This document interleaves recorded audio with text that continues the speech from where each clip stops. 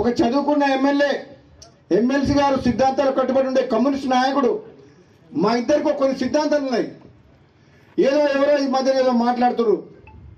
నేను ఏదైనా మాట్లాడితే మంత్రి పదవి రాలేదని మాట్లాడుతున్నారు. అరే మంత్రి కావాలంటే ఎలిమినగర్ పోటీ చేసుకొని మంత్రి ఇస్తామని చెప్పిర్రు. నాకు వద్దని, నాకు మునుగోడు ప్రజలు కావాలని నేను ఇక్కడికి వచ్చిన.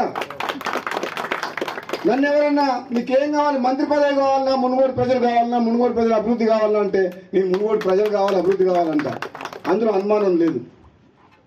పదవుల వెనకాల పాకులాడాల్సిన అవసరం నాకు లేదు. నాలాంటి మనిషికి అదృష్టం ఉంటే, నాలాంటి పదవి వస్తే, ఇంతకంటే పెద్ద పదవి వస్తే అది ప్రజలకే ఉపయోగపడుతుంది, ప్రజలకు లాభం అవుతుంది. కానీ నేను అందరిలాగా పదవులలోకి పోయి పైరవులు చేసి దోచుకునేటువంటి అయితే కాదు. ఎవరికి కావాలి పెద్ద పెద్ద పదవులు? పదవులు అడ్డం పెట్టుకొని రాజకీయాల్లోకి వచ్చి, రాజకీయాలు అడ్డం పెట్టుకొని పదవులలోకి వచ్చి వేల కోట్లు దోచుకునేటువంటి వారికి పదవులు కావాలి. రాజగోపాల్ రెడ్డికి ప్రజలు కావాలి, రాజగోపాల్ రెడ్డికి ప్రజల అభివృద్ధి కావాలి, సంక్షేమం కావాలి. నేను మళ్ళీ చెప్తున్నా, ఈరోజు నేను కావాలనుకుంటే మంత్రి అయ్యేవాడిని. కానీ నా స్వార్థం కోసం అని చెప్పేసి, నేను పదవి కోసం అని చెప్పి నేను పోలే. నేను మళ్ళీ ప్రజల కోసమే, మళ్ళా పార్టీ మారి కాంగ్రెస్లోకి వచ్చి, మీరు ఇస్తానని హామీ ఇచ్చిండ్రు, ఇస్తారా ఇవ్వరా అది మీ ఇష్టం. అవకాశం వస్తే ఎప్పుడన్నా, నేను కూడా సీనియర్ని కాబట్టి, తెలంగాణ ఉద్యమంలో ఉన్నా కాబట్టి, నాకంటే జూనియర్లకు నిన్న మొన్న వచ్చిన ఇతర పార్టీ వాళ్ళందరికీ ఇచ్చారు కాబట్టి, మీరు ఇచ్చిన మాట నిలబెట్టుకుంటే, మీరు ఎంపీ గెలిపించమంటే గెలిపించినాం, పార్టీలకు రమ్మంటే మేము నమ్ముకొని వచ్చినాం. ఇస్తారా ఇయ్యరా అది మీ ఇష్టం. కానీ నేను మాత్రం పదవుల కోసం ఎవరింటికి పోయి కాలు మొక్కి మనసు చంపుకొని దిగజారడం మాత్రం జరగదు. నేను బతుకున్నాగా ప్రజలున్నారు నా ఎమ్మడి.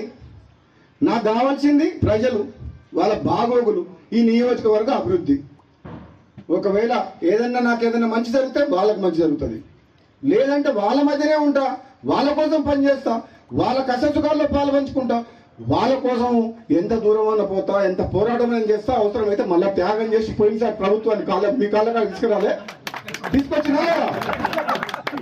నేను రాజీనామా చేస్తే మొత్తం టీఆర్ఎస్ ప్రభుత్వం 100 మంది ఎమ్మెల్యేలు మునుగోడు ప్రజల కాళ్ళకాడికి రాలేదా? అవసరమైతే అంత దూరం కూడా పోతా. నేనైతే భయపడా.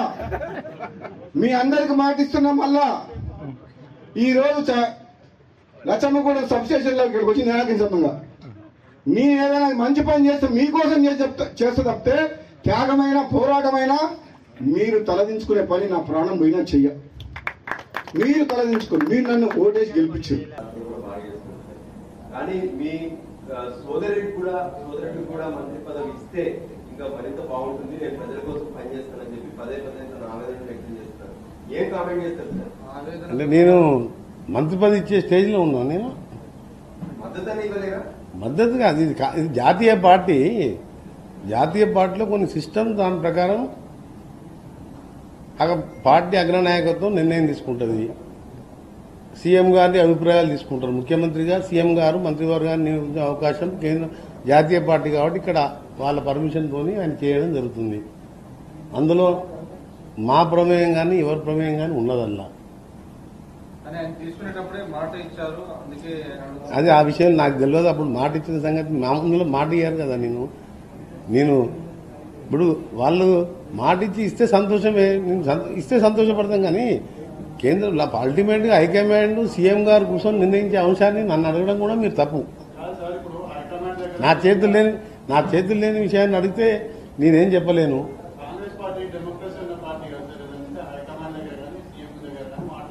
అందుకనే మీరు ఇప్పుడు ఒక పార్టీ, ఒక రీజనల్ పార్టీ 10 ఏళ్ళు అధికారంలో ఉండి దళితులు ముఖ్యమంత్రి చేస్తా, మెడ తీసేసుకుంటా, డబుల్ బెడ్రూమ్ కడతా అని చెప్పి ముక్కలయ్యి అన్నా చెల్లెలు రోడ్డు మీద పడి కొట్టుకుంటుంటే ఆ ప్రశ్నలు అడిగితే దానికి ఏమైనా మనం సమాధానం చెప్పొచ్చు.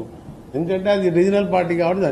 ఈ జాతీయ పార్టీలో నేను ఒక మంత్రివర్గ సభ్యుని, senior one of the senior member అనుకోండి. 6 టైమ్స్ గెలిచిన దాంట్లో కాంగ్రెస్ పార్టీలో నేను ఉత్తమ్ కుమార్ రెడ్డి గారు 6 టైమ్స్, ఆయన మధ్యలో 3 నెలలు ఎక్స్ట్రా 7th టైం గెలిచాను. నేను 6 టైమ్స్ గెలిచాను. నేను ఆర్గనైజేషన్లో ఎన్ఎస్టీ యూత్ కాంగ్రెస్కి వెళ్ళి ఉన్నా. కాంగ్రెస్ పార్టీ ఇప్పుడు PCC president, CM, then high command వాళ్ళు మాట్లాడతారు. మీరు రాష్ట్రంలో జరిగే పరిస్థితులు ఏమైనా అడుగుతుంటే ఇది ఫస్ట్ మీరు నా ప్రియారిటీ ఐటమ్ నాది నేషనల్ అవి ఇన్ని ఈ రోజు అన్ని ఆయనతో అప్రూవ్ చేయించుకున్నా. మంత్రి పదవి కాదు, వాళ్ళక్కడ రాష్ట్రంలో ఒక గంభీరమైన అవినీతి బయటపడ్డది. ఒక ప్రసిద్ధ కోవిదుడు దేశ చరిత్ర న్యాయ చరిత్రలో ఘోష్ గారంటే ప్రత్యేక స్థానం ఉన్న వ్యక్తి. సుప్రీంకోర్టు జడ్జిగా, హైకోర్టు జడ్జి వెస్ట్ బెంగాల్లో, ఆంధ్రప్రదేశ్ ఉమ్మడి రాష్ట్ర చీఫ్ జస్టిస్గా, లోక్పాల్ మొదటి కమిటీ హెడ్గా వారు ఇచ్చిన జడ్జిమెంట్స్ కానీ ఎక్కడ కూడా విమర్శలించే స్థాయిలోని వ్యక్తి.